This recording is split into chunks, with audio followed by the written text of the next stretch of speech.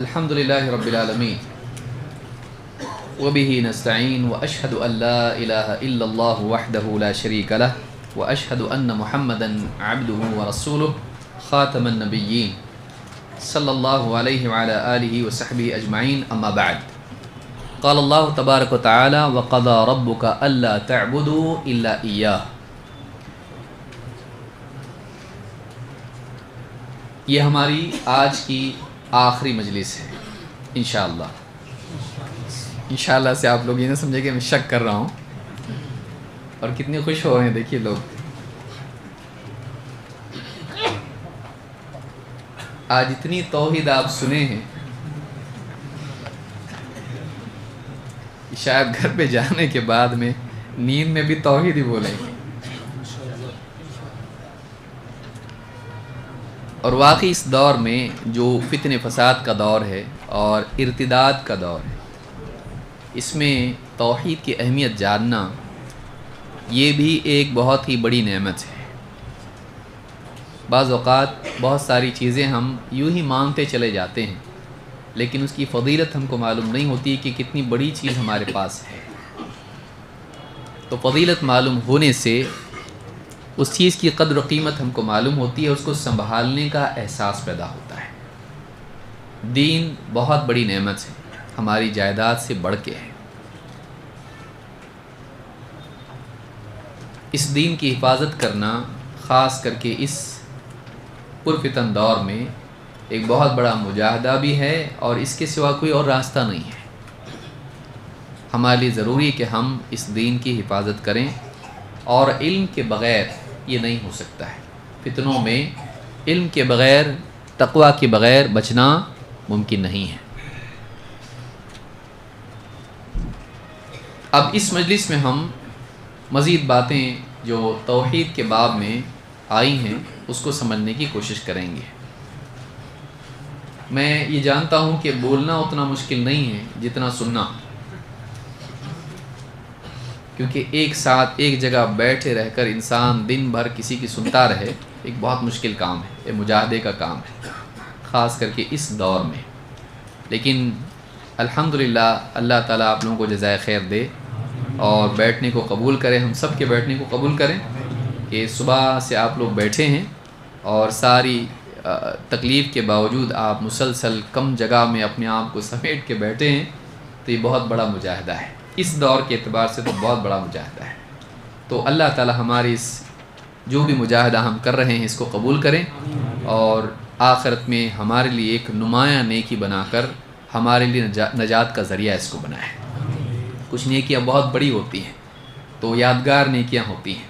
تو یہ آپ کے لیے بہت بڑی چیز ہے کہ اتنا میں بیٹھا دین کی مجلس میں، پاؤں دکھ رہے تھے، کمر دکھ رہی تھی، گردن دکھ رہی تھی، اور باتیں سننے میں بھی بعض اوقات ڈبل لگ رہا تھا، لیکن میں برابر سن رہا تھا. ایک وقت کے بعد آدمی کی کیپیسٹی ختم ہو جاتی، بس بولتا ہے آدمی کا دل. توحید ہی تو ہے نا، بس ہو گیا، ہاں میں توحید کو مانتا ہوں، اس سے زیادہ اور کتنا ہے. تو ایک وقت کے بعد ہمت ختم ہو جاتی ہے. لیکن آپ لوگ ماشاءاللہ بیٹھے ہوئے ہیں، یہ بہت بڑی بات ہے. اللہ تعالی ہمارے شوق کو مزید بڑھائے، اور اس شوق کی بنیاد پر اللہ تعالی گہرا علم ہم کو عطا کرے. یہ بہت بڑی نعمت ہے، گہرا علم ملنا بہت بڑی نعمت ہے. علم بہت بڑی چیز ہے. علم ملنے کے بعد انسان کو کسی اور چیز کی ضرورت نہیں رہتی ہے. تنہائی میں اس کو آج دیکھیے آدمی وحشت، گھروں میں اکیلے بیٹھ نہیں سکتا آدمی، اسی لیے آدمی کسی نہ کسی چیز میں بزی ہو جاتا ہو. لیکن علم کے بعد آدمی تنہائی میں اکیلا بیٹھا ہے، کچھ نہیں اس کے پاس، اس کے دل میں آیات ہیں، احادیث ہیں، اور ان میں غور و فکر کا طریقہ اس کو معلوم ہے، سلیقہ اس کو معلوم ہے. بس اس سے اچھا ساتھی اور کوئی نہیں ہو سکتا ہے کہ علم میں انسان کے پھر غور و فکر کے ذریعے سے اور برکت ہوتی ہے. وہ علم اس کے لیے ایمان کے اضافے کا، اس کے لیے مسائل میں تسکین کا، اللہ سے قرب کا، اور اس کی دینداری میں اضافے کا ذریعہ بنتا ہے. یہ جو لذت ہے یہ کہیں اور نہیں مل سکتی ہے.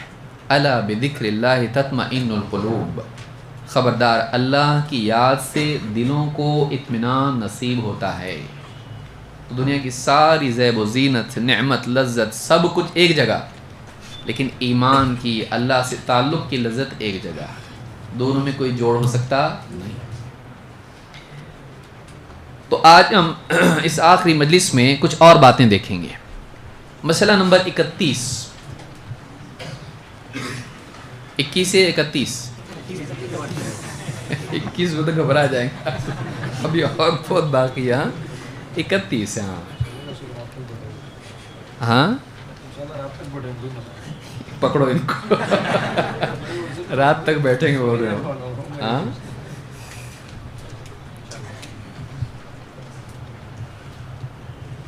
اور دینی مجالس میں ہونا چاہیے. سلف کی کئی مثالیں ہیں, اب اس کا وقت نہیں اس لیے ہمارا اصل ٹاپک رہ جائے گا.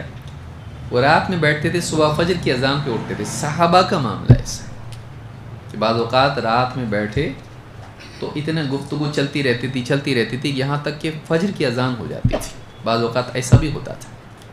تو واقعی جب علم سے انسان کو شغف ہو تو یہ چیز وقت انسان کو اس کی تکلیف وغیرہ سب ہلکی ہو جاتی ہے. بھوک پیاس, آپ دیکھیے صحابہ صفہ پر کیسے پڑے رہتے تھے. حضرت ابو ہریرہ کیا کہتے ہیں کہ کھانے کو نہیں ملتا تھا اور بھوک کی وجہ سے چکر آ کے گر جاتے تھے. لوگ گردن پر پاؤں دیتے تھے یہ سوچ کے کہ کہیں جنون تو نہیں ہو گیا ان کو, لیکن کہتے ہیں کہ مجھ کو کوئی مسئلہ ایسا جنون کا نہیں تھا, مجھے بھوک کی تکلیف کی وجہ سے میں ایسا گر جاتا تھا. کیوں بھوکے؟ اس لیے کہ کہیں جاتے نہیں تھے, دینی مجالس پکڑ کے رہتے تھے. نبی صلی اللہ علیہ وسلم کے ساتھ سائے کی طرح لگے رہتے تھے, ہر بات آپ کی سن کے اس کو محفوظ رکھتے ہیں. یہاں تک کہ آج اللہ نے امت میں مقام یہ دیا کہ سارے صحابہ میں سب سے زیادہ حدیث بیان کرنے والے ابو ہریرہ رضی اللہ عنہ, 5000 سے زیادہ حدیثیں انہوں نے روایت کی ہیں. ان کے بعد باقی سب کا نمبر لگتا ہے. تو یہ بڑا شرف کیوں ملا؟ آسانی سے ملا نہیں ملا. آسانی سے بہت مجاہدہ کرنا اس کے لیے پڑا, اپنا پورا وقت دینا پڑا, بھوک پیاس کی تکلیف برداشت کرنی پڑی, کم پر راضی رہنا پڑا. تو انسان کے لیے مجاہدہ کے بغیر کوئی کامیابی ممکن نہیں ہوتی ہے. آدمی محنت اگر کرے, مجاہدہ کرے تو اس کے لیے سب آسان ہو جاتا ہے. اور اللہ کے آسان کرنے سے چیزیں آسان ہوتی ہیں. لا سہل الا ما جعلتہ سہلا, آسانی نہیں مگر یہ جس کو تو آسانی کرے, جس کو تو آسان کر دے وہی آسان ہوتا ہے. تو یہ اللہ کی توفیق ہے کہ آج صبح سے لے کے آج تک ہم شام تک بیٹھے ہوئے ہیں, اور یہ آخری مجلس ہے انشاءاللہ, اس میں بھی ہم بیٹھے رہیں گے. جانے کا ماحول بنائیں گے نہیں. واقعی کسی کو جانا ہو تو جانے دیں اس کو, ہاں واقعی جانا ہو جانے دیں اس کو, لیکن اس کو دیکھ کے دوسرا بہانہ بنا کے نہ جائے. اہل توحید کو اللہ تعالیٰ نے خود خوشخبری سنائی ہے. اس سے بڑھ کے خوشخبری کیا ہوگی کہ جنت کا مالک, ساری کائنات کا خالق, ساری کائنات کا بادشاہ کسی کو خوشخبری سنائے. یہ توحید والوں کے لیے اللہ نے خود خوشخبری سنائی. اللہ تعالیٰ قرآن کریم میں سورہ زمر میں فرماتا ہے وَالَّذِينَ اجْتَنَبُوا الطَّاغُوتَ أَن يَعْبُدُوهَا وَأَنَابُوا إِلَى اللَّهِ لَهُمُ الْبُشْرَى, کہ جو لوگ طاغوت کی عبادت کرنے سے بچتے رہے. طاغوت کی ڈیفینیشن ہم نے صبح دیکھی تھی, کیا تھا وہ؟ اللہ کے سوا جس کی عبادت کی جائے اور وہ راضی رہے. تو اللہ نے یہاں فرمایا کہ جو لوگ طاغوت کی عبادت کرنے سے بچتے رہے اور اللہ کی طرف رجوع کیا, اللہ کی طرف پلٹے, یعنی اللہ کی عبادت کی, اللہ پر ایمان لائے, لَهُمُ الْبُشْرَى, ان کے لیے خوشخبری ہے. خوشخبری کس نے سنائی؟ اللہ نے. کن کے لیے؟ جو دو کام کریں, ایک طاغوت کی عبادت سے بچیں اور دو اللہ کی عبادت کریں, اللہ کی طرف لوٹ آئیں, یعنی بندگی کے ساتھ, کہ وہ اللہ کو اپنا رب مانے, اپنا مالک مانے, اپنا معبود مانے, اور اللہ کی طرف لوٹ آئیں بندے بن کر. تو ایسے لوگوں کے لیے اللہ نے فرمایا لَهُمُ الْبُشْرَى, ان کے لیے خوشخبری ہے.